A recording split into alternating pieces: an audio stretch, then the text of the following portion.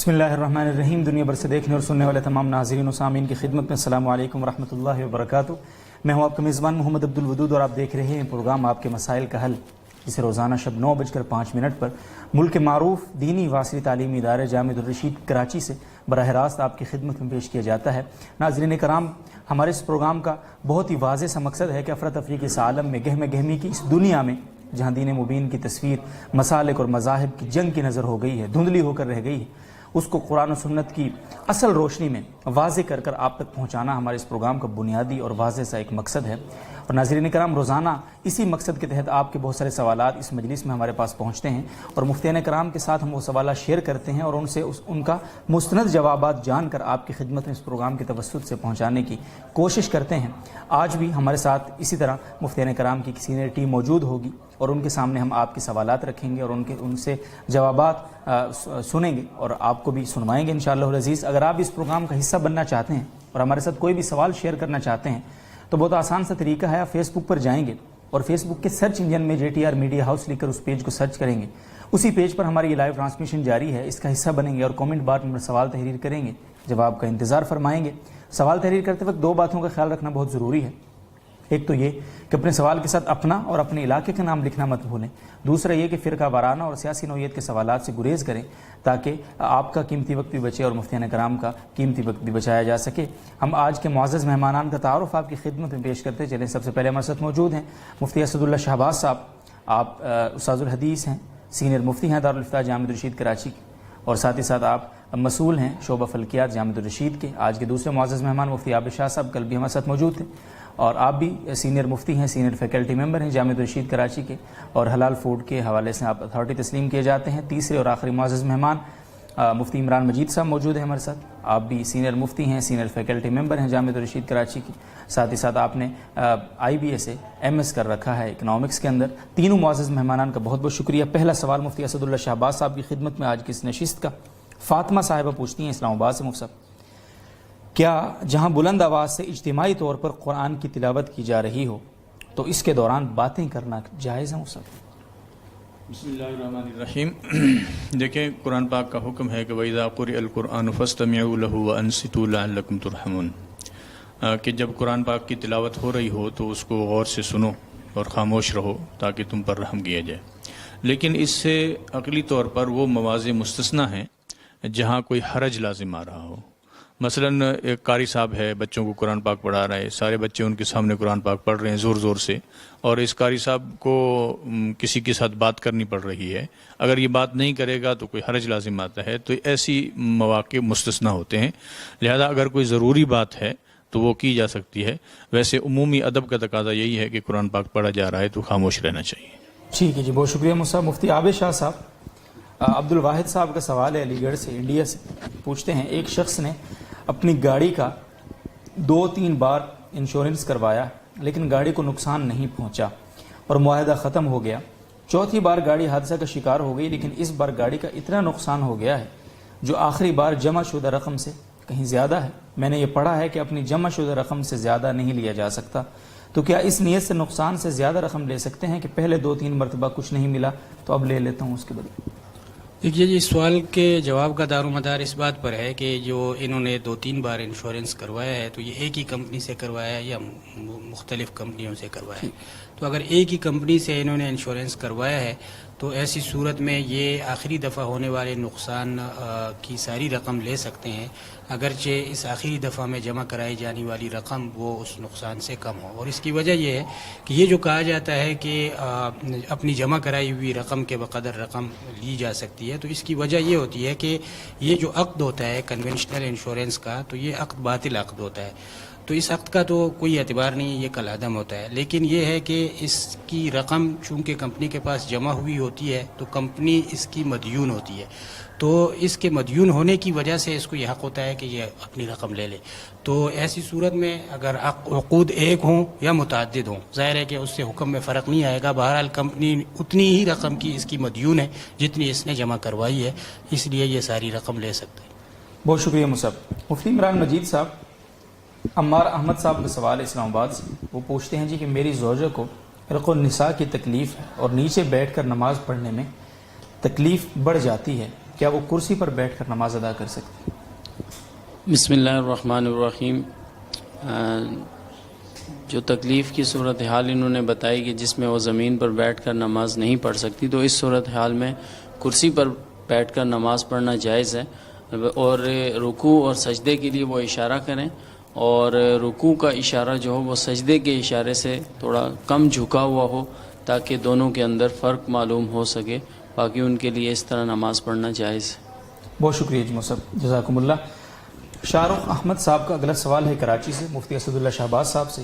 یہ اس کا جواب جانیں گے. جی میں نے سنا ہے اگر کوئی عام آدمی کسی کو دین کا مسئلہ بتائے اور بالکل درست بھی بتائے تب بھی وہ گناہ گار ہوگا کیونکہ یہ علماء کا کام ہے. کیا یہ بات درست ہے؟ جی ہاں، یہ بات درست ہے کہ عامی آدمی کو مسئلہ نہیں بتانا چاہیے، کیونکہ اس میں عین ممکن ہے کہ اس نے ظاہر عامی نے کسی سے وہ مسئلہ پہلے پوچھا ہوگا اور اس نے عالم نے اس کا جواب دیا ہوگا، اور اس نے پھر اپنے اوپر وہ عمل تو کر لیا لیکن اب دوسرے کو بھی وہی مسئلہ بتا رہا ہے. اور اکثر ایسا ہوتا ہے کہ مسائل کے اندر تھوڑا سا باریک فرق ہوتا ہے، اس فرق کو عامی آدمی سمجھ نہیں سکتا ہے. تو عین ممکن ہے کہ اس نے جو مسئلہ پوچھا تھا اس کی کوئی نوعیت اور تھی، اور دوسرے آدمی جو ان سے پوچھ رہا ہے اس کی نوعیت کوئی اور ہو، تو لہذا مسئلہ غلط ہو سکتا ہے. بلکہ اس سے بڑھ کر یہ بھی فقہا نے لکھا ہے علماء نے کہ جو عام عالم ہوتا ہے اس کو بھی مسئلہ نہیں بتانا چاہیے، اس کو بھی اجازت نہیں ہے کہ وہ مسئلہ بتائے، بلکہ فقط وہی عالم مسئلہ بتائے کہ جس نے افتاء کا باقاعدہ کام کیا ہوا ہو اور کسی ماہر مفتی کے ساتھ رہ کر وہ کچھ وقت اس نے گزارا ہو.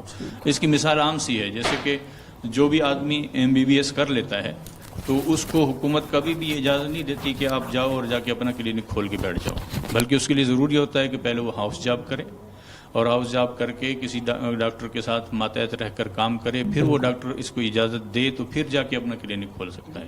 تو ہر MBBS آدمی جو ہے نا وہ کلینک نہیں کھول سکتا، مسئلہ نہیں بتا سکتا. اسی طرح ہر عالم بھی مسئلہ نہیں بتا سکتا، اس کو بھی چاہیے کہ کسی ایسے مفتی سے جو باقاعدہ کسی کے ماتحت رہ کے کام کر چکا ہو اس سے مسئلہ پوچھے اور پھر بتائے. اور عامی تو ظاہر ہے ہو ہی سکتا، بلکہ کتب میں یہ بھی آتا ہے کہ اگر کسی عام عالم نے مسئلہ بتا دیا تو اس کو قاضی صاحب تعزیر بھی لگا سکتا ہے کہ آپ نے کیوں مسئلہ بتایا، اس کو مسئلہ بتانے کی اجازت نہیں ہوتی ہے. بہت شکریہ جی مصعب. ناظرین کرام، ہمارے وہ ناظرین نوٹ فرما لیں جو کومنٹ میں اپنے طور پر سوالات کے جوابات جھاڑ رہے ہوتے ہیں، لہٰذا احتیاط بہت ضروری ہے. اور میں مفتی اسد اللہ شہباز صاحب ہی سے اگلا سوال جانیں گے. جی شاہ رخ احمد صاحب ہی کا سوال ہے، پوچھتے ہیں اگر کوئی شخص مذاق میں بھی یہ کہہ دیتا ہے کہ جی مجھ پر نماز معاف ہے، جیسے لوگ اکثر کہہ دیتے ہیں یار نماز پڑھ لو، کوئی ترغیب دے رہا ہوتا ہے جواب میں کہتے ہیں یار مجھ پر معاف ہے، تو مذاق میں بھی اس جملے کا کیا حکم ہے؟ مذاق میں کہنا، دیکھیے یہ بہت خطرناک جملہ ہے. اگر اس میں ذرا سا بھی استہزاء کا یا اہانت کا پہلو آ جائے گا تو یہ ایمان سے جاتا رہے گا، اس لیے ایسا نہیں کرنا چاہیے. اس کو الفاظ انتہائی احتیاط کے ساتھ ادا کرنے چاہیے. اگر کوئی آدمی نماز نہیں پڑھ رہا وہ گناہ گار ہے، وہ الگ مسئلہ ہے، لیکن اگر نماز کا مذاق اڑائے گا تو اس کا ایمان ہی ختم ہو جائے گا. تو یہ انتہائی خطرناک جملہ ہے، اس سے پرہیز کرنی چاہیے، ایسے الفاظ نہیں بولنے چاہیے. ٹھیک ہے جی، بہت شکریہ مصعب. اور مفتی عابد شاہ صاحب ہم سے سعد الحق صاحب چیچے وطنی سے پوچھتے ہیں، اور ان کا سوال ہم سے یہ ہے، میں کھول لوں سوال یہ ہے جی ان کا کہ ایک شخص نماز کا وقت شروع ہونے کے بعد شہر سے نکلا ہے، دوران سفر نماز قضا ہو گئی، اب اس کا اتمام کریں گے یا قصر کریں گے؟ ایک تو یہ ہے. اور اسی طرح سے اور اگلا سوال وہ یہ پوچھتے ہیں اگر ایک شخص کراچی یا اس جیسے کسی بڑے شہر میں رہتا ہے تو اگر وہ روزانہ 80 یا 90 کلومیٹر سفر کر کے کسی جگہ کام پر جاتا ہے تو کیا وہ قصر نماز پڑھے گا یا پوری نماز پڑھے گا؟ ان دونوں سوالات کا جواب. جی پہلے سوال کا جواب تو یہ ہے کہ جو قصر نماز جب قضا ہو جاتی ہے تو اس کی قضا بعد میں قصر کی جائے گی یا اتمام کیا جائے گا، تو اس میں دار و مدار آخر وقت کا ہوتا ہے. تو آخر وقت میں چونکہ اس کیس میں جو انہوں نے پیش کیا ہے کہ ایک آدمی نے وقت کے اندر سفر شروع کیا اور شہر سے نکل گیا، پھر سفر میں اس سے نماز قضا ہوگی، تو ظاہر ہے کہ جس وقت وہ آخر وقت نماز کا ہوا تھا وہ سفر میں تھا، تو اس لیے اس کو یوں کہیں گے کہ یہ سفر میں اس کی قضا شدہ نماز ہے، لہٰذا یہ اس کا قصر کرے گا، اتمام نہیں کرے گا اس کی قضا کرتے وقت. دوسرا مسئلہ جو انہوں نے کہا کہ شہر کے اندر سفر اگر ایک آدمی کرتا ہے مسافت سفر کے بقدر، تو اس کا جواب یہ ہے کہ یہ جو قصر جائز ہے یہ اس شرط کے ساتھ، 2 شرطوں کے ساتھ جائز ہے. ایک یہ کہ مسافت اتنی ہو، اور دوسرے یہ کہ شہر کی آبادی سے آدمی نکل جائے. تو شہر کی آبادی کے اندر جتنا بھی سفر ہو کسی کا، اس کی وجہ سے قصر جائز نہیں ہوتا. سر مجھے یہ ایسا تو کوئی شہر میرا نہیں خیال کہ پاکستان میں بھی ایک 80 سے 90 کلومیٹر شہر کے اندر ہی، کراچی بھی اگر جتنا سب سے بڑا شہر ہے تو 80 سے 90 کلومیٹر تو اس کی بھی حدود نہیں ہے. جی اس طرح کی صورت ہو سکتی ہے کہ جیسے رنگ روڈ ہوتے ہیں شہر کے اندر، وہ گھوم کے اس طرح 80 کلومیٹر پورے کر سکتا ہے، لیکن یہ ہے کہ اس صورت میں بھی وہ نہیں ہوگا، قصر نہیں ہوگا. ٹھیک ہے جی، بہت شکریہ جی. اگلا سوال بھی آپ کی خدمت میں حذیفہ احسان صاحب پوچھتے ہیں اسلام آباد سے. اگر امام صاحب نے عشاء کی نماز غلطی سے بغیر وضو کے پڑھا دی ہے اور بعد میں مقتدی حضرات کو کہا ہے کہ نماز لوٹا لیں آپ حضرات، تو کیا مقتدی نماز عشاء کی نماز فرائض کے ساتھ وطر بھی لوٹائیں گے؟ جی وطر بھی لوٹائیں گے. وطر کا جو وقت ہے وہ عشاء کی نماز کے بعد شروع ہوتا ہے، تو اس لیے اگر کبھی ایسا ہو کہ عشاء کی نماز کسی وجہ سے فاسد ہو گئی ہو اور اس کو لوٹانا پڑ گیا ہو، تو اس کے ساتھ وطر کی نماز بھی لوٹانا ضروری ہوگا. ٹھیک ہے جی، جزاکم اللہ. مفتی عمران مجید صاحب سوال ہے جی، محمد صاحب پوچھ رہے ہیں ہندوستان سے. رمضان میں زکام، سانس لینے کی وجہ سے زکام تھا اور سانس لینے کی تکلیف ہو رہی تھی تو روزہ توڑ دیا تھا. کیا قضا اور کفارہ دونوں لازم ہوں گے؟ اور اگر کفارہ لازم ہوگا تو کفارہ کیا ہے اس کی وجہ؟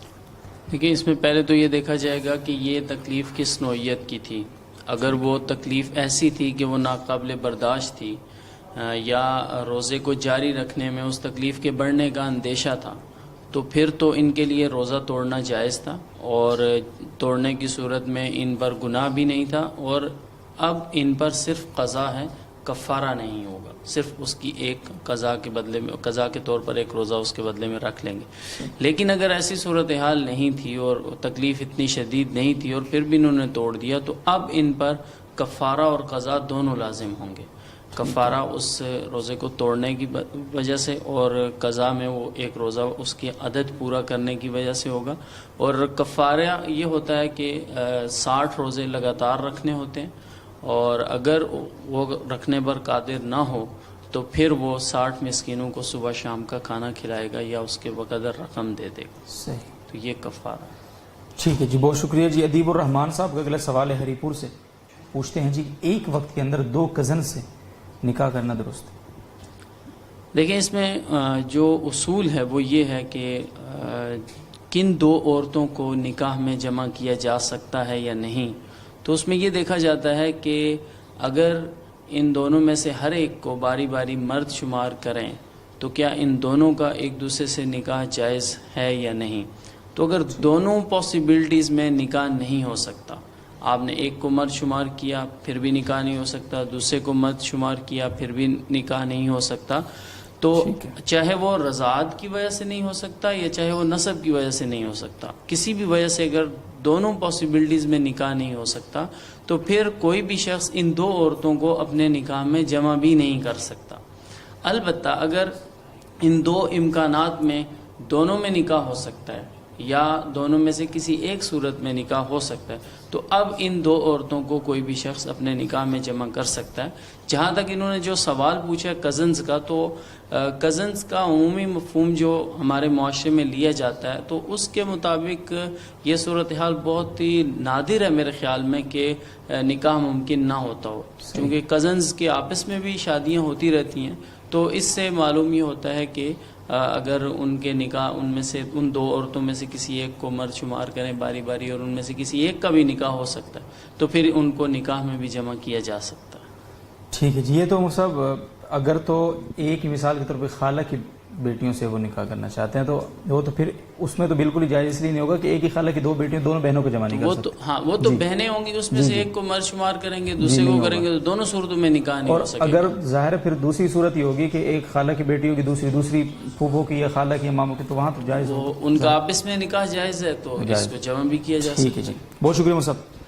مفتی اسد اللہ شہباز صاحب، شاہ رخ احمد صاحب کا ایک اور سوال ہے کراچی سے. خالہ، ماموں اور تایا کی بیٹیوں سے باتیں کرنا اور ہنسی مذاق کرنا کیسا ہے؟ دیکھیے یہ خالہ زاد ہے، ماموں زاد ہے، تایا زاد ہے، پھوپھی زاد ہے، یہ جتنی بھی زاد ہیں سب ان کو ہمارے حضرت زادے فرماتے تھے. تو ان زادوں سے پردہ ہونا چاہیے، شرعی پردہ. ان سے ہنسی مذاق کرنا، بے تکلفی کرنا یہ جائز نہیں ہے. تو ان کو چاہیے کہ پردہ کرے اور خواہ البتہ ضرورت کی کوئی بات ہوتی ہے، جیسے عام اجنبی عورت سے ضرورت کے وقت کوئی بات کرنا جائز ہوتا ہے، تو ان کے ساتھ بھی ضرورت کے وقت بات کرنا جائز ہوتا ہے، ورنہ ان سے پردہ ہے شرعی. ٹھیک ہے جی، جزاکم اللہ صاحب. بنت جمیل صاحبہ کا اگلا سوال ہے، عصر کی نماز کا وقت کب تک رہتا ہے؟ نیز اگر مغرب کی نماز سے 5 منٹ پہلے قضا نماز پڑھ لے تو کیا نماز درست ہو جائے گی یا نہیں؟ جی، عصر کی نماز کا وقت غروب آفتاب تک ہے، اور ان میں پھر 2 حصے ہو جاتے ہیں. ایک حصہ تو ہے جس میں بلا کراہت عصر کی نماز جائز ہوتی ہے، اور دوسرا یہ کہ جس کے اندر نماز عصر مکروہ ہو جاتی ہے. تو جب سورج غروب ہونے سے کچھ دیر پہلے، تقریباً ہمارے ہاں اگر کراچی ہے تو 16 منٹ پہلے، جب سورج کی روشنی زرد پڑ جاتی ہے اس وقت نماز پڑھنا مکروہ ہو جاتا ہے. عصر کی نماز بھی مکروہ ہو جاتی ہے، اس وقت تک تاخیر نہیں کرنی چاہیے. ہاں البتہ اگر کوئی کسی مجبوری سے نہیں پڑھ سکا تو وہ اس وقت بھی نماز پڑھ سکتا ہے، اور غروب آفتاب سے 5 منٹ پہلے وہی مکروہ وقت ہوتا ہے، لیکن اس دن کی عصر کی نماز پڑھی جا سکتی ہے. اس کے علاوہ کوئی اور نماز قضا کرنا چاہتا ہے تو وہ نہیں ہو سکتی اس وقت. جزاکم اللہ صاحب. مفتی عابد شاہ صاحب، سائمہ صاحبہ کا سوال ہے کراچی سے، اجینو موتو یعنی چائنیز نمک کا استعمال جائز ہے؟ نیز جیلی جو بچے کھاتے ہیں اس کا کیا حکم ہے؟ جی، جیلی میں تو میں پہلے اس کا بتا دیتا ہوں، مختصر ہے کہ جیلی میں تو جیلیٹن ضرور ہوتا ہے، اور جیلیٹن ظاہر ہے کہ کریٹیکل ہے اور مشبوع اجزاء ترکیبی میں سے ہے، اس لیے بچوں کو، بہت زیادہ بچے کھاتے ہیں، اس سے پرہیز کرانا چاہیے اور بچوں کو جیلی نہیں کھلانی چاہیے. جہاں تک اجینو موٹو کا انہوں نے سوال کیا ہے، تو اجینو موٹو کسی خاص پروڈکٹ کا نام نہیں ہے، یہ ایک برانڈ نیم ہے، اور اس نام سے مختلف ملکوں میں وہ چائنیز سالٹ اور اس نام سے وہ نمک بنایا جا رہا ہے، اور کوئی ایک حکم ان سارے ملکوں کی بنی ہوئی پروڈکٹ پر نہیں لگایا جا سکتا ہے، بالخصوص اس وجہ سے کہ بعض ملکوں میں اس کی حلال سرٹیفیکیشن بھی ہو چکی ہے. مثلا ساؤتھ افریقہ میں اس نام سے جو چائنیز سالٹ بن رہا ہے اس کو وہاں کے جو مستند تصدیقاتی ادارہ ہے سنا، اس نے حلال سرٹیفائی کیا ہے. اسی طرح امریکہ اور کینیڈا میں اس نام سے جو پروڈکٹ تیار ہو رہی ہے اس کو مسلم کنزیومر گروپ، جو بہت ہی مشہور ادارہ ہے حلال کے حوالے سے، اور ان کا نیٹ پہ بھی بہت ایکٹیو ان کا ویب سائٹ بھی ہے، تو انہوں نے اس کو حلال سرٹیفائی کیا ہے. تو اس کا مطلب بعض ملکوں میں اس کو حلال سرٹیفائی بھی کیا گیا ہے. لیکن یہ جیسے ساحل کا تعلق کراچی سے ہے، تو بظاہر یہ پاکستان میں اجینو موٹو کے بارے میں سوال کر رہے ہیں. تو پاکستان میں اگر اجینو موٹو مقامی طور پہ تیار کیا جا رہا ہو تو ظاہر ہے کہ مسلمانوں کا تیار کیا ہوا ہوگا، اس میں کوئی مسئلہ نہیں ہے، اس کو استعمال کیا جا سکتا ہے. لیکن یہاں ایک پریشانی کی بات یہ ہے کہ بہت کثرت سے چائنا سے یہ امپورٹ ہو رہا ہے، اور چائنا کے بارے میں ہمیں کوئی تحقیق نہیں ہے اجزاء ترکیبے کے بارے میں، بلکہ اس میں اندیشہ ہے، شبہ ہے. تو اس وجہ سے اگر کسی اجینو موٹو کے بارے میں یہ معلوم ہو جائے کہ یہ چائنا سے امپورٹڈ ہے تو اس کے استعمال سے پرہیز کرنا چاہیے. اور ایک اور وجہ بھی اس کے زیادہ استعمال سے پرہیز کرنے کی یہ بھی ہے کہ ماہرین کے مطابق یہ مضر صحت ہے، اس کا زیادہ استعمال جو ہے وہ صحت کو بھی نقصان پہنچاتا ہے، تو اس لیے اس کا زیادہ استعمال نہیں کرنا چاہیے. ٹھیک ہے جی، بہت شکریہ مصعب. اگلا سوال ہے جی سعد الحق صاحب ہی کا چچوتنی سے، ایک شخص کسی یورپی ملک میں رہتا ہے اور وہاں اسے بغیر سخت مشقت کے حلال فوڈ مہیا نہیں ہے، تو کیا امتحانات کے دنوں میں وقت کی کمی کے باعث وہ گوشت کی ایسی چیزیں کھا سکتا ہے جن کے بارے میں کنفرم نہ ہو کہ وہ حلال ہیں یا حرام؟ دیکھیں جی، یہ جو حلال کے حوالے سے حساسیت ہے یہ ہمارے ملکوں میں جو مسلمان ملک ہیں ان میں کم ہے. جو غیر مسلم ممالک ہیں وہاں کے مسلمانوں میں یہ حساسیت بدرجہ اتم موجود ہے، اور اس کی ایک دلیل یہ ہے کہ وہاں پر حلال سرٹیفائیڈ مصنوعات جو ہے وہ بہت آسانی سے مل جاتی ہیں. تو اس لیے اول تو ان کے لیے یہی حکم ہوگا کہ اگر یہ غیر مسلم ملک میں رہ رہے ہیں تو یہ وہاں پر حلال سرٹیفائیڈ مصنوعات کا اہتمام کریں. اور اگر کبھی اس طرح کی مصنوعات نہ ملیں تو پھر جو دوسری مصنوعات ہیں، ویجیٹیبل مصنوعات ہیں، ان کو استعمال کریں. امتحانات کے دنوں میں بھی بہت آرام سے آدمی رات سے اپنے لیے انتظام کر سکتا ہے. تو اگر فکر ہو آدمی کو دین کی اور حرام سے بچنے کی تو وہ سب کچھ کرے گا. لیکن اگر سب کچھ کرنے کے باوجود بھی کہیں پر ایسا ہوتا ہے کہ یہ نہیں بچ پاتے ہیں اور ان کو وہ استعمال ہی کرنا ہوتا ہے، تو ایسی صورت میں جب تک متعین طور پہ یہ پتہ نہ ہو کسی مصنوع کے بارے میں کہ اس میں حرام گوشت ہی ڈالا ہے، تو اس وقت تک اس کو استعمال کرنے کی گنجائش ہوگی۔ ٹھیک ہے جی، جزاکم اللہ صاحب۔ مفتی عمران مجید صاحب، رمیز صاحب پوچھتے ہیں کراچی سے، نماز میں ترتیب سے صورتیں پڑھنا لازم ہے یا آگے پیچھے بھی پڑھ سکتے ہیں؟ مثلا پہلی رکعت میں ایک آیت اور دوسری رکعت میں اس سے پہلے والی آیت، کیا ایسا درست ہے؟ ان کا سوال تو صورتوں سے متعلق تھا، لیکن یہ مثال دیتے ہوئے کسی اور طرف چلے گئے ہیں، تو شاید یہ صورتوں کی ہی مثال دینا چاہ رہے تھے۔ تو اگر ایسا کیا جائے کہ فرائض کے اندر اگر جان بوجھ کر ایک رکعت میں ایک صورت پڑھی جائے، پھر اگلی رکعت میں اس سے پچھلی صورت پڑھی جائے، تو فرائض کے اندر یہ جان بوجھ کر ایسا کرنا مکروہ تحریمی ہے اور یہ اس سے بچنا چاہیے۔ البتہ اگر کوئی ایسا کر لے گا تو سجدہ سہو بھی لازم نہیں ہوگا اور اس پر نماز کا اعادہ بھی واجب نہیں ہوگا، اور اگر وہ بھول کر ایسے کر لیتا ہے تو پھر مکروہ تحریمی بھی نہیں ہے۔ البتہ جو فرائض کے علاوہ نوافل کی نمازیں ہیں تو اس میں ایسا کیا جا سکتا ہے، اس میں ایسا کرنا چاہے بھول کر ہو یا چاہے جان بوجھ کر ہو تو وہ مکروہ تحریمی نہیں ہے۔ ٹھیک ہے جی، اسی کے متعلق سوال ہے سید بابر امام صاحب کا راولپنڈی سے، یعنی اگر کوئی پڑھ لے بغیر ترتیب کی صورتیں پڑھ لے نماز میں تو سجدہ سہو تو واجب نہیں؟ ہاں، جیسے میں نے ابھی عرض کیا کہ اس میں اگر جان بوجھ کر بھی فرائض میں بھی پڑھ لیتا ہے تو سجدہ سہو بھی لازم نہیں ہوگا، البتہ یہ مکروہ ہے اور نماز کا اعادہ بھی واجب نہیں ہوگا۔ ٹھیک ہے جی۔ اچھا، محمد ہاشم ذاکر صاحب کا سوال ہے لورا لائی سے، پوچھتے ہیں نماز کے بعد جو اذکار مسنون ہیں کیا انہیں سنن سے پہلے پڑھ سکتے ہیں؟ جن نمازوں کے بعد، فرض نمازوں کے بعد اس میں سنت اور نفل رکعتیں بھی ہوتی ہیں، تو اس میں افضل اور بہتر تو یہ ہے کہ تھوڑی دیر کے بعد ہی جو مسنون اذکار ہیں وہ کم سے کم ان کو مسنون اذکار کیے جائیں اور پھر آگے نماز کو پڑھا جائے۔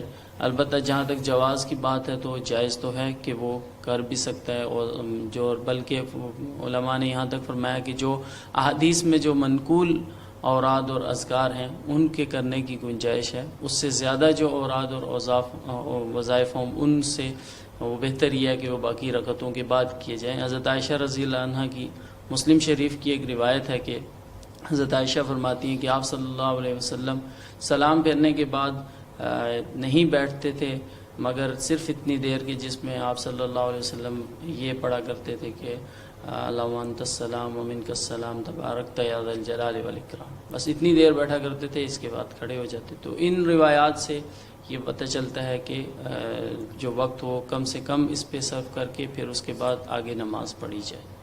البتہ اگر کوئی ایسا کرے گا تو اس کی بھی گنجائش ہے، لیکن ایسا کرنا بہتر نہیں۔ جزاکم اللہ صاحب۔ محمد ندیم صاحب کا سوال ہے جدہ سے، مفتی اسد اللہ شہباز صاحب، عمرہ کے آخری 2 نوافل اگر نفل کے وقت اگر عصر کا وقت ہو جائے تو کیا کیا جائے؟ یہ سنت ہے یا واجب؟ اگر نہ پڑھے تو دم واجب ہوگا یا نہیں؟ یہ جو عمرے کے طواف کے بعد یہ کہنا چاہتے ہیں غالباً کہ طواف کے بعد جو 2 رکعت ہوتی ہیں ان کو نام دیا جاتا ہے واجب الطواف کا، لیکن اس کا اصل حکم نفل کا ہے، وہ نفل ہوتے ہیں۔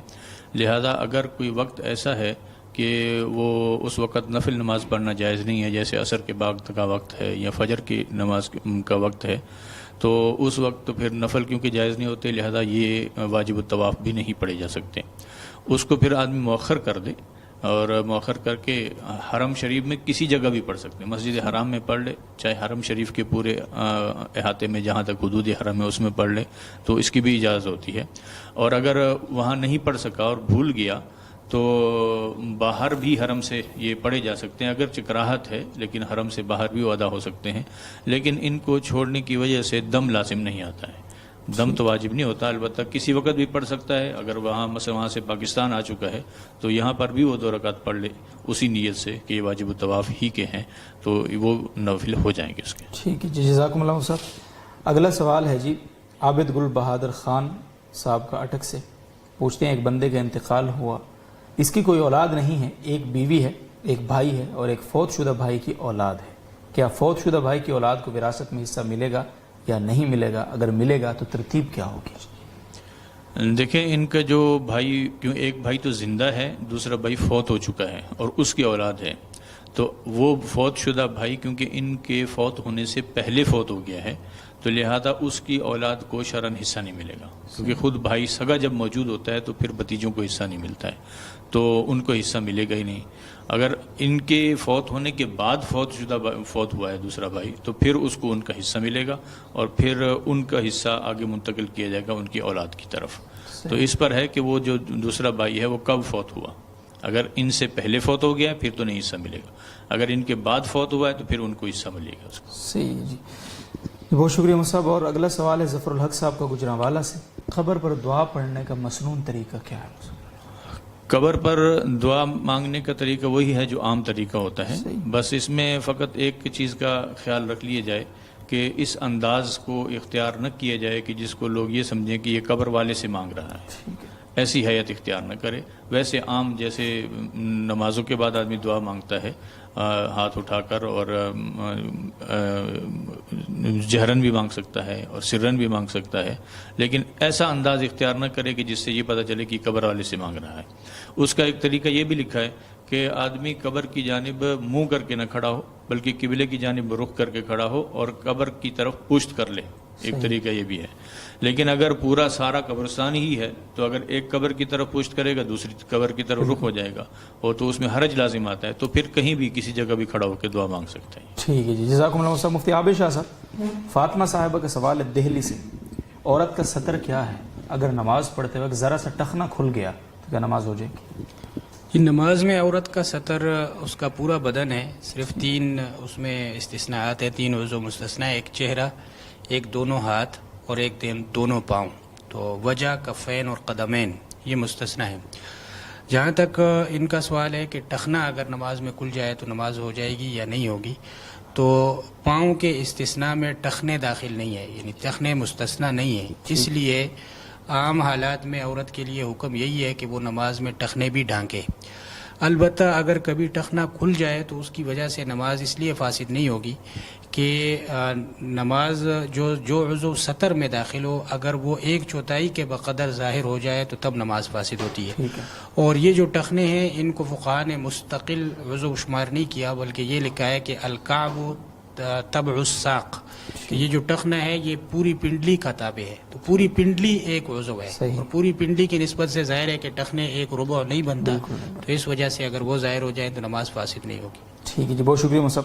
سیف الرحمان صاحب وہاڑی سے، بلکہ حذیفہ احمد درویش صاحب کراچی سے پوچھتے ہیں، اگر شوہر نے بیوی کو یہ کہا کہ اگر اللہ چاہے تو تجھے طلاق، تو کیا اس سے طلاق ہو جائے گی؟ نہیں جی، ایسی صورت میں طلاق واقع نہیں ہوگی، اس لیے کہ اگر اللہ چاہے یہ انشاءاللہ کا ترجمہ ہے اور انشاءاللہ یہ تعلیق ہے، تو اس طرح اگر ایک آدمی طلاق دے اور درمیان میں سانس نہ لے، یعنی ایک ہی مرتبہ میں یہ جملہ وہ کہے کہ اگر اللہ چاہے تو تجھے طلاق، تو اس سے طلاق واقع نہیں ہوتی۔ ایک اور متاثرہ شخص کا سوال ہے، سیف الرحمان صاحب وہاڑی سے پوچھتے ہیں، اگر اپنے شوہر کو بیوی کافر کہے تو نکاح ٹوٹ جائے گا؟ دیکھیں جی، یہ بہت حساس مسئلہ ہے، کسی مسلمان کو کافر کہنا یہ بالکل ناجائز ہے اور کبیرہ گناہ ہے۔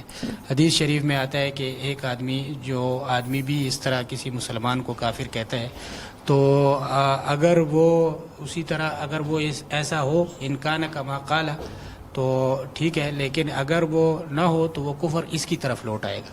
تو اس لیے عام حالات میں کسی کو کافر کہنا، کسی مسلمان کو کافر کہنا یہ کبیرہ گناہ ہے اور سخت گناہ ہے۔ البتہ اگر ایک آدمی اس اعتقاد سے کسی کو کافر کہتا ہے تو یہ جو حکم ہے کہ وہ خود کافر ہو جائے گا، اس صورت میں ہے جبکہ کسی مسلمان کی تکفیر کو وہ حلال سمجھے، یعنی اس کو کافر سمجھے عقیدتاً۔ لیکن عام طور پہ جب ہمارے عرف میں، ہمارے معاشرے میں اس طرح کسی کو کہا جاتا ہے کافر، تو وہ دشنام اور گالی دینے کے لیے کہا جاتا ہے، اس کا مقصد یہ نہیں ہوتا کہ یہ عقیدتاً کافر ہے۔ تو اس وجہ سے اس طرح گالی دینا بھی اگرچہ کبیرہ گناہ ہے، لیکن اس سے کفر کے احکام لاگو نہیں ہوتے ہیں، نکاح وغیرہ پہ کوئی اثر نہیں پڑتا ہے۔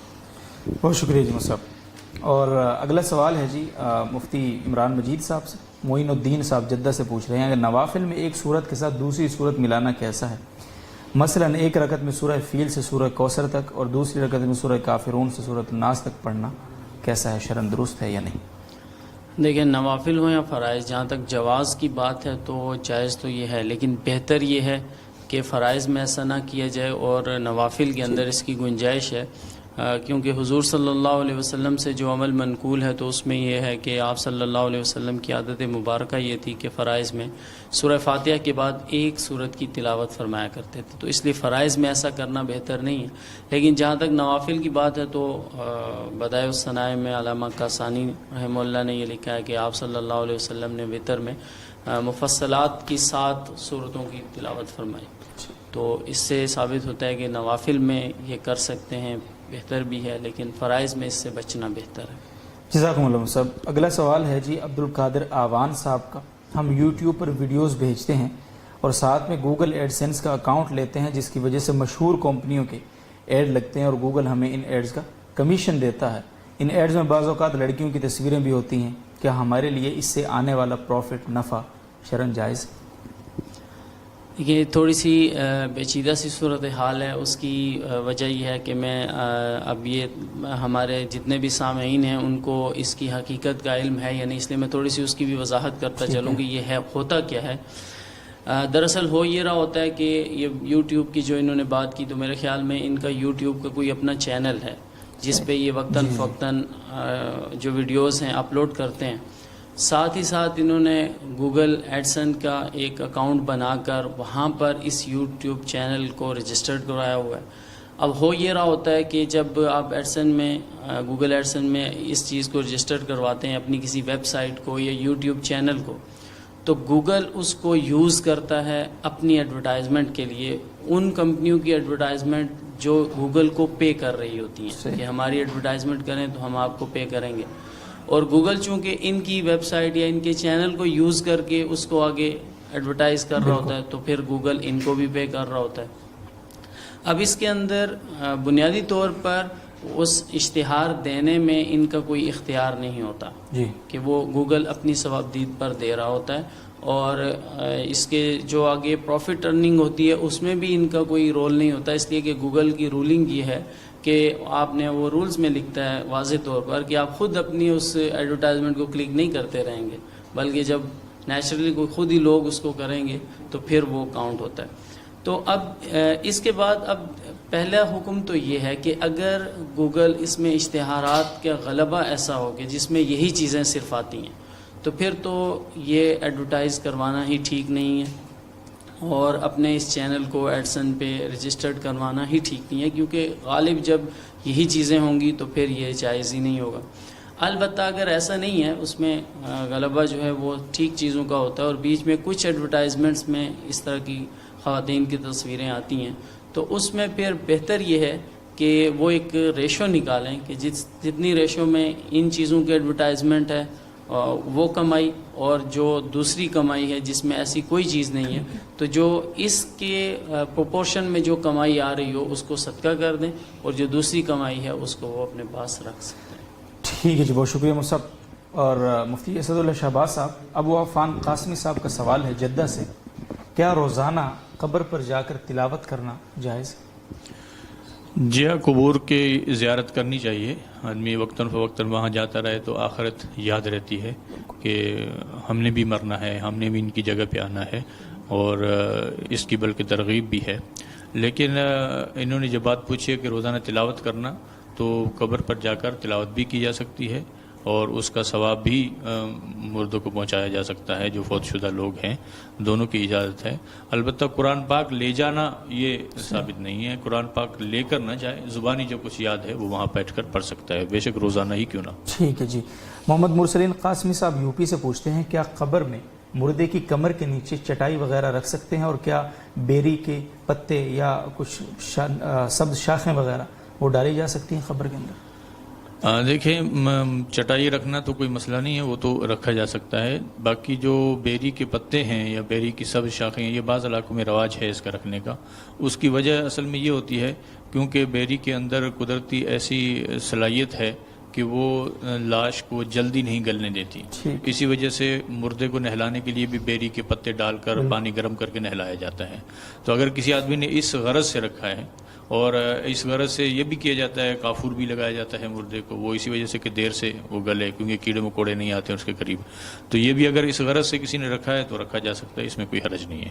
تو چٹائی بھی رکھی جا سکتی ہے اور یہ بھی، دونوں میں کوئی حرج نہیں. ٹھیک ہے جی، بہت شکریہ صاحب. یاسر امان صاحب گجرات سے پوچھ رہے ہیں کیا مردے کے ساتھ قرآن مجید وغیرہ کے بوسیدہ اوراق حفاظت کی غرض سے دفن کرنا شرعاً جائز ہے؟ نہیں جی، یہ بہت بڑی بے ادبی ہے، کیونکہ مردے کو جب آپ نے قبر میں دفنا دیا ہے تو وہ 1-2 دن کے بعد اس کی لاش پھٹ جائے گی، اور قرآن پاک کے اگر اس کے ساتھ ہی آپ نے رکھا ہوا ہے تو پھر وہ ساری گندگی اور غلاظت وہ ساری قرآن پاک کو بھی مس ہوگی. تو یہ بہت بڑی بے ادبی ہے. قرآن پاک کا طریقہ یہ ہوتا ہے کہ اس کو الگ سے قبر بنا کر اور ایسے دفنایا جائے، باقاعدہ جس طرح مردہ دفنایا جاتا ہے، شق کھود کر یا لحد کھود کر، اس میں قرآن پاک کے نسخوں کو ادب اور احترام سے رکھے اور پھر اس کی پوری قبر بنا دیجیے تاکہ لوگ اس کے اوپر سے نہ گزریں. یہ طریقہ ہوتا ہے، مردے کے ساتھ دفنانا جائز نہیں ہے. ٹھیک ہے، بہت شکریہ جی. مفتی عابد شاہ صاحب، محمد امین صاحب کا سوال ہے بہاولپور سے. سر یا داڑھی کے بالوں پر خضاب لگانا شریعت کی روشنی میں جائز ہے یا ناجائز؟ دیکھیں جی، بزرگ عمر کے لوگوں کے لیے سیاہ خضاب لگانا یہ سخت ناجائز اور ناپسندیدہ ہے. حدیث شریف میں اس پر سخت وعیدیں آئی ہیں. ایک حدیث شریف میں یہاں تک آپ صلی اللہ علیہ وسلم نے ارشاد فرمایا کہ آخر زمانہ میں کچھ لوگ ہوں گے جو سیاہ خضاب لگائیں گے جیسے کبوتر کا سینہ ہوتا ہے. آپ نے فرمایا کہ ان کو جنت کی خوشبو بھی نصیب نہیں ہوگی.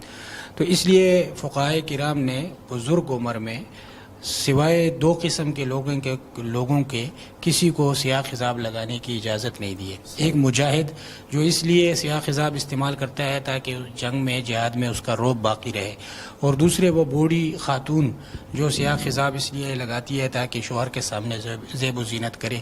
تو ان 2 قسم کے لوگوں کے علاوہ کسی کے لیے بزرگ عمر میں سیاہ خضاب لگانا جائز نہیں. رہا جوانی میں اگر بال سفید ہو جائیں تو ایسی صورت میں سیاہ خضاب لگا سکتے ہیں یا نہیں لگا سکتے ہیں. تو اس سلسلے میں بعض اہل علم نے یہ فرمایا، احادیث کے ظاہری الفاظ کو دیکھتے ہوئے انہوں نے فرمایا کہ جوانی میں بھی سیاہ خضاب لگانا جائز نہیں ہے.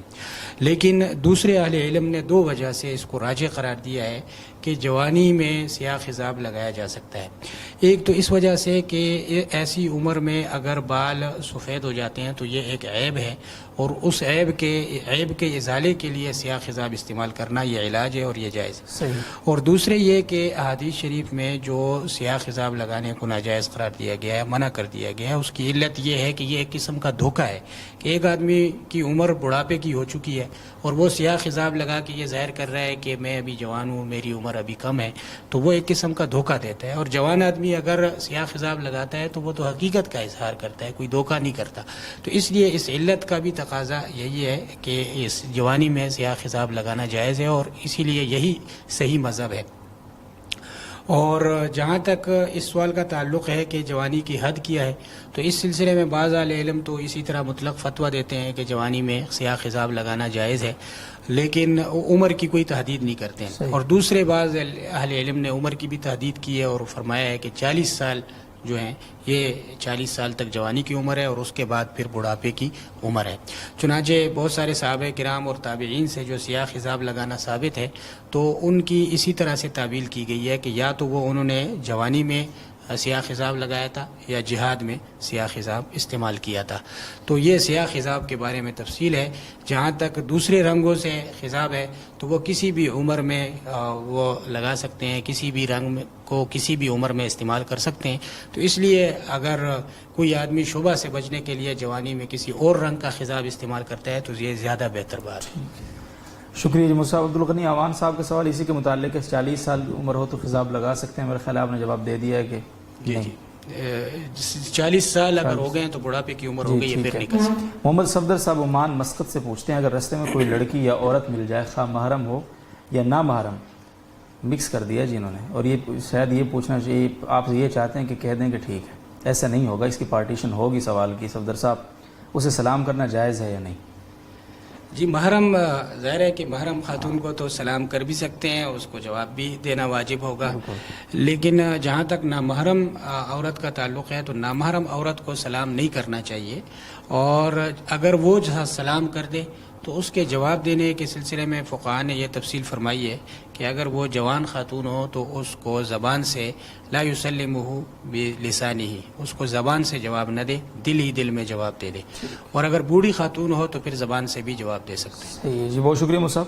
اور مفتی عمران مجید صاحب سے آج کی اس نشست کا ممکنہ طور پر یہ آخری سوال، بلکہ آخری نہیں ہے اور بہت سارے سوالات ہیں آپ کے لیے، تو جی پوچھتے ہیں جی مشتاق احمد صاحب مردان سے، میں پرائیویٹ نیٹ ورکس کا کام کرتا ہوں، لوگوں کو وائی فائی فراہم کرتا ہوں، 1000 روپے پیمنٹ وصول کرتا ہوں، لوگ اس میں اسکائپ، میسنجر، واٹس ایپ وغیرہ پر بیرون ملک اپنے باپ بھائیوں سے، بہن بھائیوں ویسے سنا تھا، یہ باپ بھائیوں سے بات کرتے ہیں، کیا یہ کام شرعی لحاظ سے جائز ہے یا نہیں؟ دیکھیں یہ سروسز کا کاروبار ہے، اور میں اس کا جواب تھوڑا سا اس معنی میں دینا چاہوں گا کہ تاکہ اس طرح کے جو بھی سوال ہوتے ہیں ہمارے جو سامعین ہیں ان کو بھی اس کا جواب پہنچ جائے۔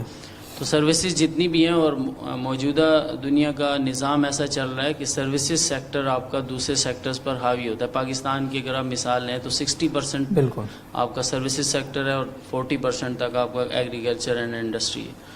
تو یہ جتنے بھی سروسز سیکٹر ہوتے ہیں ان میں ایک یہ پاسبلٹی ہوتی ہے کہ اس سروس کو جس کو آپ دے رہے ہیں وہ آگے صحیح استعمال کرے یا غلط استعمال کرے، یہ اس پر ہوتا ہے۔ فی نفس ہی اس کے دونوں امکان ہوتے ہیں کہ یہ صحیح بھی استعمال ہو سکتا ہے اور غلط بھی استعمال ہو سکتا ہے۔